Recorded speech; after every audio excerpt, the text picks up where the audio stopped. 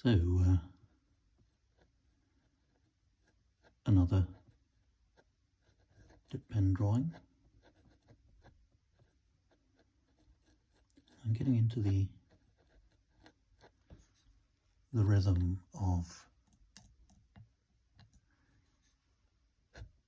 sort of daily drawing. It's helped by having a little tripod arrangement that Katie organised. Slightly ungainly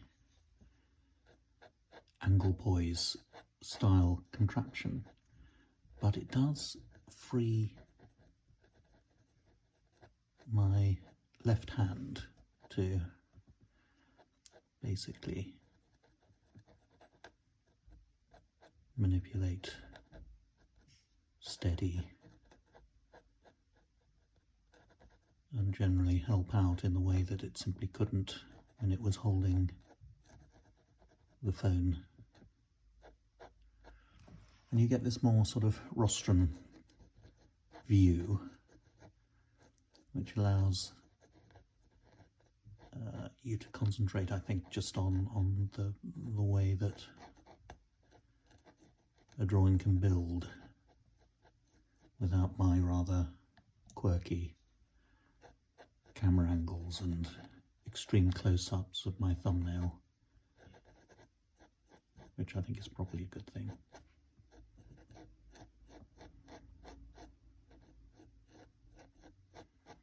And I think of drawing in this format and in this context, rather than the idea of sort of making an image, it feels much more like a sort of meditative experience, almost a daily equivalent of maybe some yoga. And I've got to say, I don't know what I'm necessarily talking about when it comes to yoga, having no direct experience of it. I don't think I've ever actually knowingly held a yoga position, but I have a daughter who is a devotee and actually really quite skilled and advanced in her practice of yoga. And I suppose, like all mindful activities, whether it be yoga or drawing, it sort of takes you into another imaginative space, maybe away from the sort of day-to-day concerns, and allows maybe a different perspective on life, possibly just pausing life for a while. I mean, today I have a relatively busy day because I have a cover to do for the literary review, a magazine that I've worked for I think coming up for 30 years now.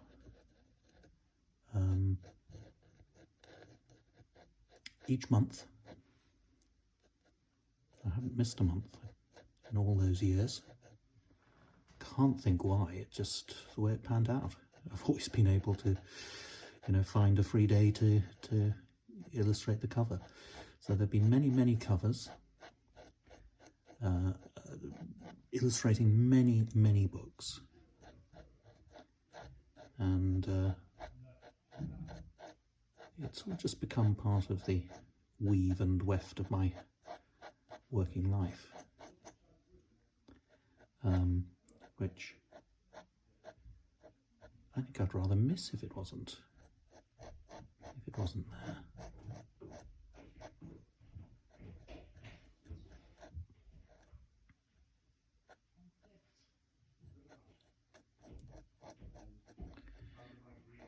The other thing I find is an enduring aspect of drawing like this is that whenever I start drawing, then people seem to burst into activity in other rooms and suddenly find tasks they must do, walk up and down stairs, that sort of thing. But I resolutely refuse to be distracted.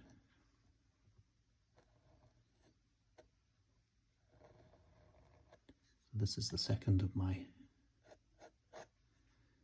seasonal heads. I think I was talking about this yesterday. I mean, it really is just a device so that I don't have to really think about the content. Although, and I'll post these up, I think, in a little while on my Patreon page, but this morning I woke up early. Maybe anticipation of the things I have to do, the literary review cover, there's a little bit, I'm judging a picture book prize, and so just organising and filling in Q&As, that sort of thing. So I've got to organise that today. I've just been doing that, and I also have 12 of my paths to finish, and once I've finished those, I'm looking forward to sending them off to the printers and getting a deck of 52 paths printed. So I'm sure I'll be talking about that later on this month. And that's a classic project that nobody has actually asked for, and possibly won't know that they want until they see it, I hope. I've certainly enjoyed producing them.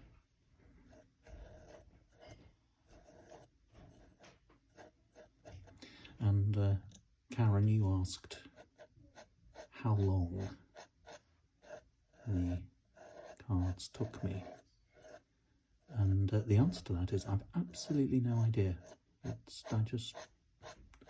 I've been drawing them on and off whenever I feel like it, without actually noticing the length of time. Maybe there's a calculation I can make if I estimate the rough time it takes me to draw each card, and then I could calculate, 52 times whatever that figure is and come up with some sort of time frame. But it's about as meaningless as some of those statistics that tell you that you've slept for 53 years of your life, or that you spent 8 years standing at bus stops, those sort of aggregations of daily activities over a lifetime, and they always make us stop and think, oh wow, really? But of course that's not how time works, and that's not our perception of time. It is always ongoing, and maybe some of our most productive imaginative moments come when we are doing something mundane and we are seeking to distract ourselves.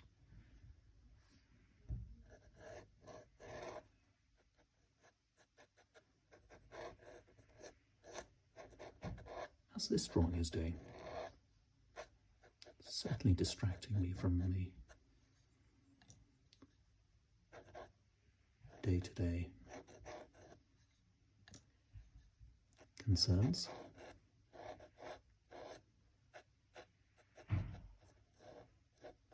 Things I ought to do. Things I ought not to do.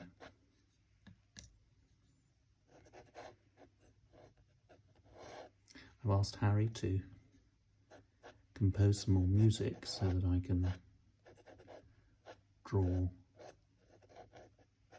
to some recorded music, if he could record it for me. He's currently working on his MA, so he said yes, he probably would, because he's always looking for things to distract him when he's meant to be working.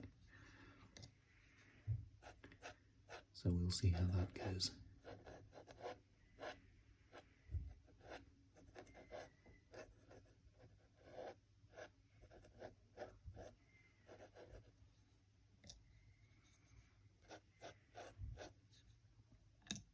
At a certain point, with a dip pen, one has to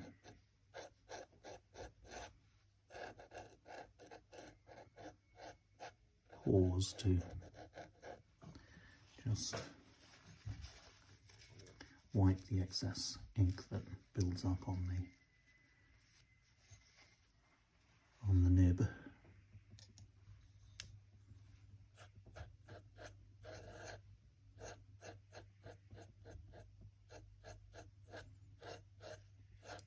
So I can get on with the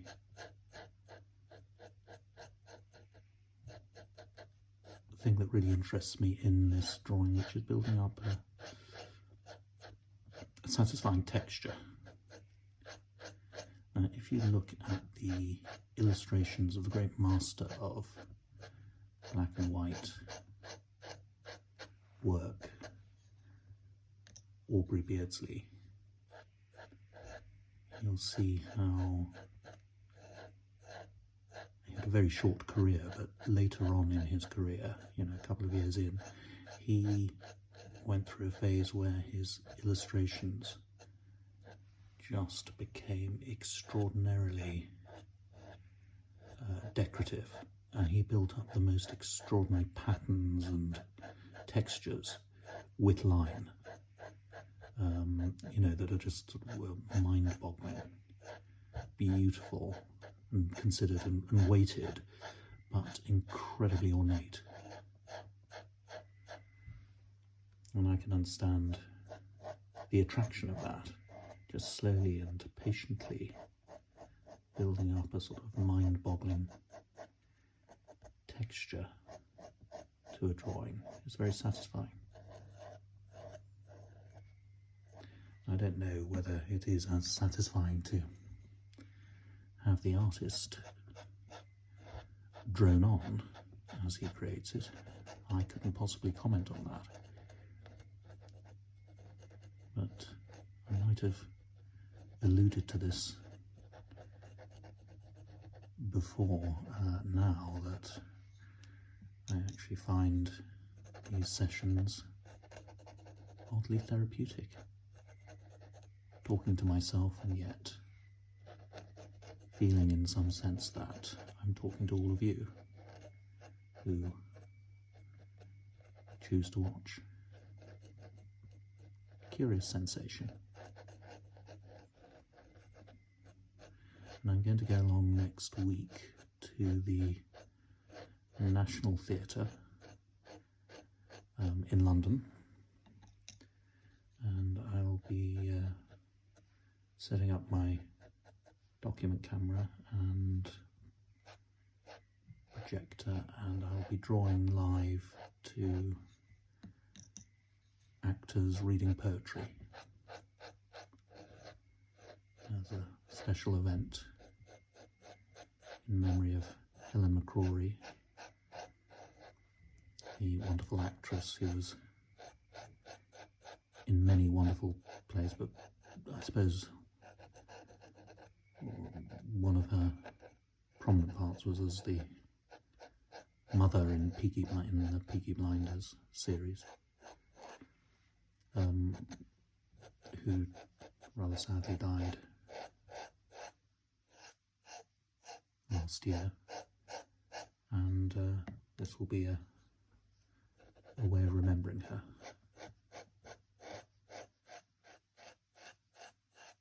And it'll be the first time I've drawn live at an event for a couple of months now, so it will be really So sad and joyful. I think it's next Tuesday. I think it's the 25th at any rate. I'd have to look at my diary to be specific. And I suppose we might be getting back to some of our former ways in terms of going to theatres and gigs and things, although the music show I was going to go along to was cancelled, or cancelled, and it will be rescheduled, and I'm hoping that musicians will be able to get out and about and be able to perform again, particularly at my local folk club where I often go along and draw.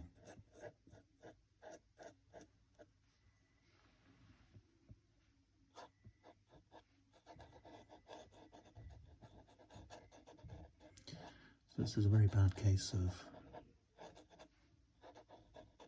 flower hair. Probably need a powerful pesticide shampoo to deal with it.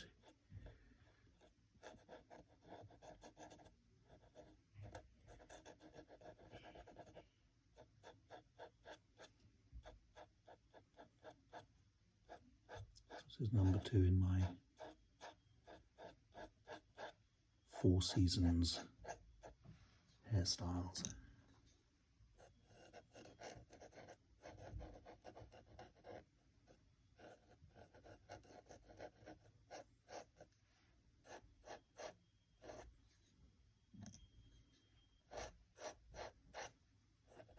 And apologies to any of you who attempted to buy pictures yesterday that I put up on Cycling Fish. They do fly out incredibly quickly. Now, the one tip I've been told that increases your chances of buying something rather than having it in your shopping cart and then being disappointed at checkout is to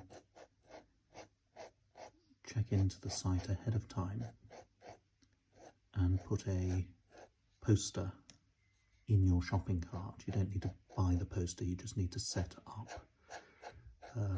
your PayPal as if you're about to buy the poster. That means you'll be all ready to go as soon as the drawings are posted up.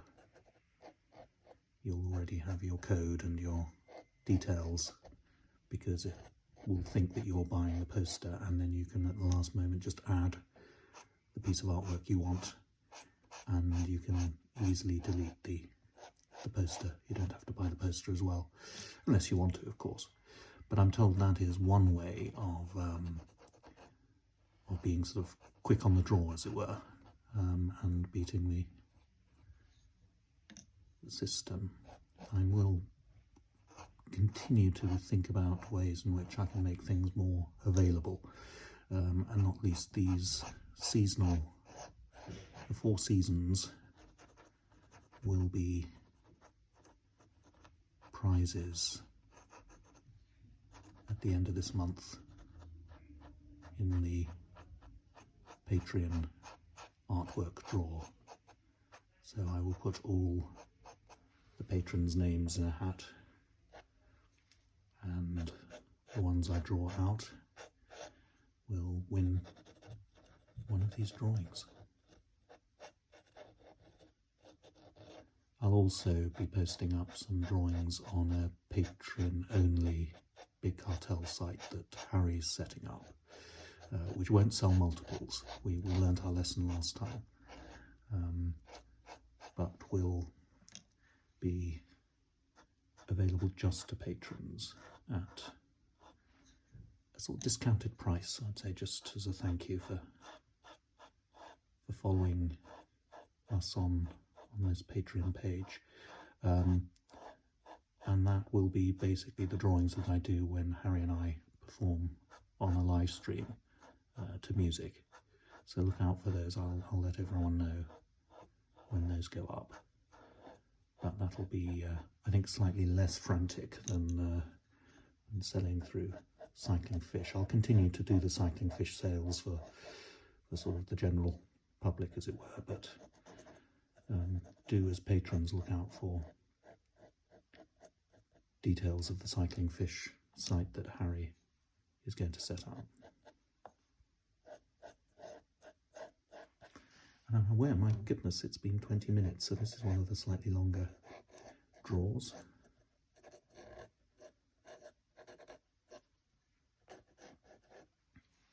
But I can't stop until I've reached the edges of the paper.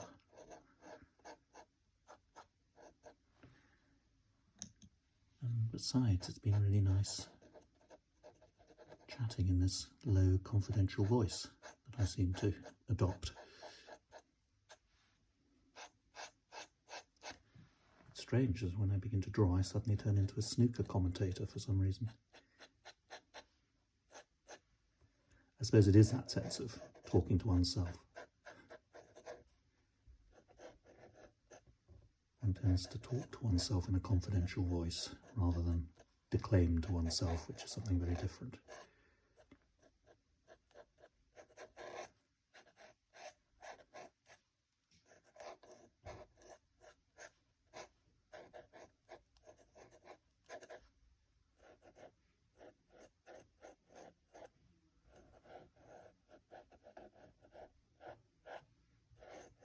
So this is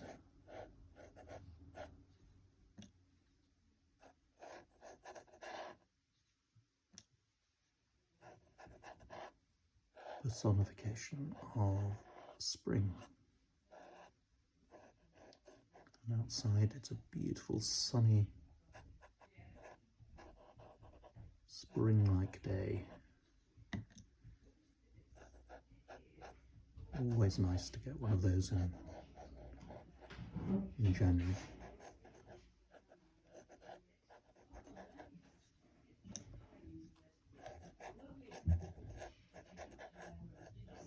So I think